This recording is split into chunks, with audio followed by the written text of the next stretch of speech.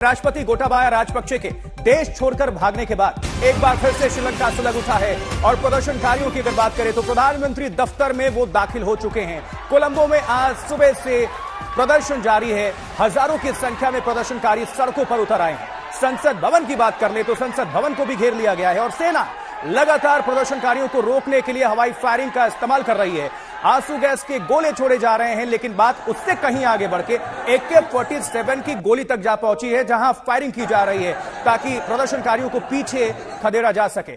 और ये प्रधानमंत्री आवास के अंदर की तस्वीरें हैं। देखिए, आपने 2-4 दिन पहले किस तरह से श्रीलंका के राष्ट्रपति आवास प्रेसिडेंट हाउस की तस्वीरें देखी थी। अब ये देखिए PM हाउस की तस्वीरें।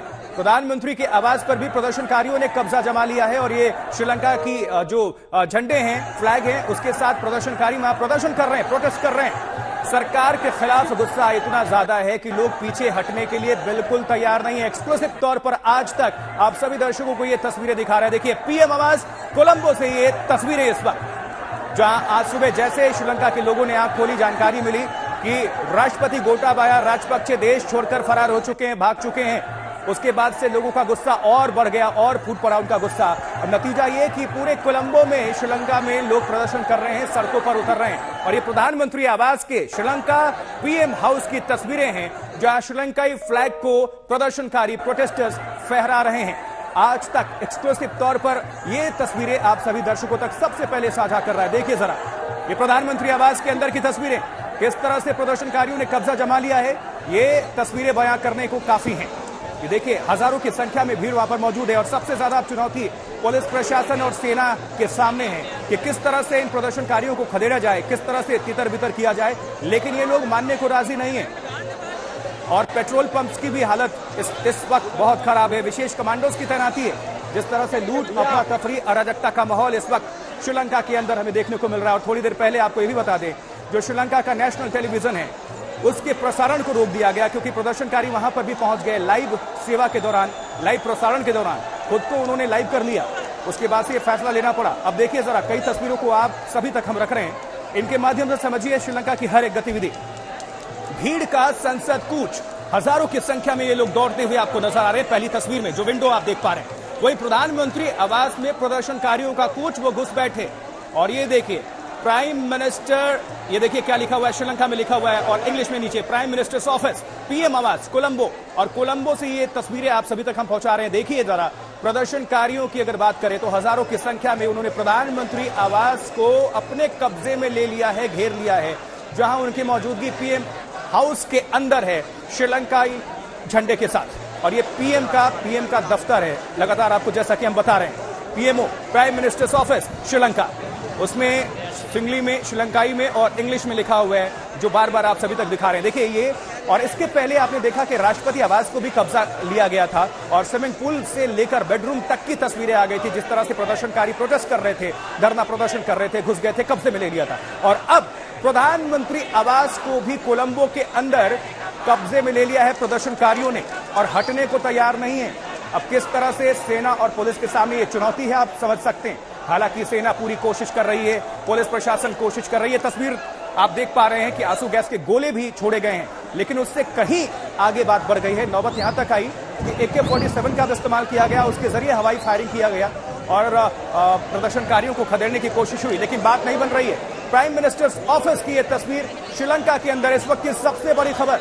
जो आप ये तस्वीर देख रहे हैं, दरअसल इसके बहुत बड़े मायने हैं कि देश के हालात क्या है श्रीलंका के अंदर। आप समझिए, जहां प्रधानमंत्री आवास को ही प्रदर्शनकारी प्रोटेस्टर्स अगर कब्जा कर लेते हैं, तो आप समझिए कि वहां की किस तरह की स्थिति है, किस तरह की बदहाल, सिर्फ अर्थव्यवस्था नहीं बल्कि हर एक लिहाज से। और ज्यादा जानकारी के लिए सीधा हमारे साथ हमारे सहयोगी आशुतोष मिश्रा पल पल की जानकारी आप सभी दर्शकों तक साझा कर रहे हैं और कई दिनों से बने हुए श्रीलंका के हालात पर नजर बनाए हुए हैं। आशुतोष, हम देख रहे हैं कि प्रधानमंत्री दफ्तर कोलंबो के अंदर प्रदर्शनकारियों ने अपने कब्जे में ले लिया है। किस तरह की तस्वीर, क्या खबर, क्या अपडेट? इस समय वो कंपनी की प्रॉपर्टी है। इस समय तो याद रहेगा, आशुतोष लाइबिलिटी नहीं चाहिए। आशुतोष, आप सुन पा रहे हैं हमें? जो तस्वीरें आ रही है, आखिरकार जी जी जी जी, अपनी बात पूरी आखिरकार जो है तमाम जो प्रदर्शनकारी हैं वो प्रधानमंत्री कार्यालय में घुसने में कामयाब हो गए, क्योंकि तमाम हवाई फायरिंग और आंसू गैस के गोले उनको रोक नहीं पाए, ओवर पावर नहीं कर पाए। और ऐसा लगता है कि जो की संख्या लगातार बढ़ रही थी, और हम जब पीछे के हिस्से में आए तो यहाँ पर हमने देखा कि वो संख्या बढ़ रही थी और आखिरकार जो अब प्रधानमंत्री कार्यालय में घुसने में कामयाब हो गए। टीवी टावर जो है सरकारी, वहां पर भी प्रदर्शनकारियों का कब्जा हो गया है। तो अगर मैं आज की तारीख में ये कहूं कि राजनीतिक नेतृत्व में जो बड़ी संवैधानिक संस्थाएं हैं या उनके घर हैं या वो इंफ्रास्ट्रक्चर है, वहां पर अब प्रदर्शनकारियों का कब्जा है। फिर चाहे वो राष्ट्रपति का घर हो, राष्ट्रपति का दफ्तर हो, प्रधानमंत्री का घर हो या प्रधानमंत्री का दफ्तर हो, इन सब जगहों पर प्रदर्शनकारी पहुंच चुके हैं और यहाँ उन्होंने कब्जा जमा लिया है।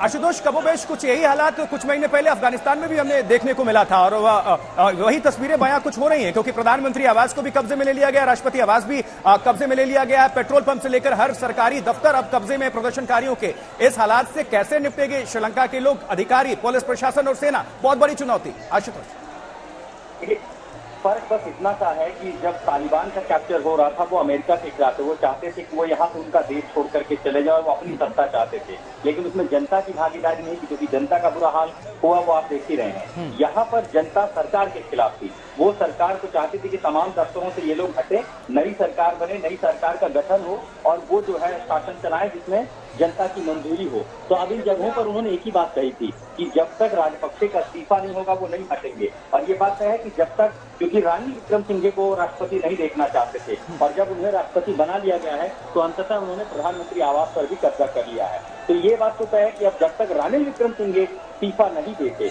और अब एक बात ये अड़ गई है कि उनको भी हटाया जाए, जब तक वो इस्तीफा नहीं देंगे तब तक प्रदर्शनकारी अब इन जगहों से नहीं हटेंगे। यानी हमें जो लग रहा था कि 13 जुलाई को इस आइलैंड में एक बार फिर शांति लौटेगी, सारी प्रक्रिया बहाल होगी, अब उस पर सवालिया निशान खड़े हो गए हैं और ऐसा लगता है कि ये एक नए तरीके से नया गोरिल्ला युद्ध शुरू हो चुका है।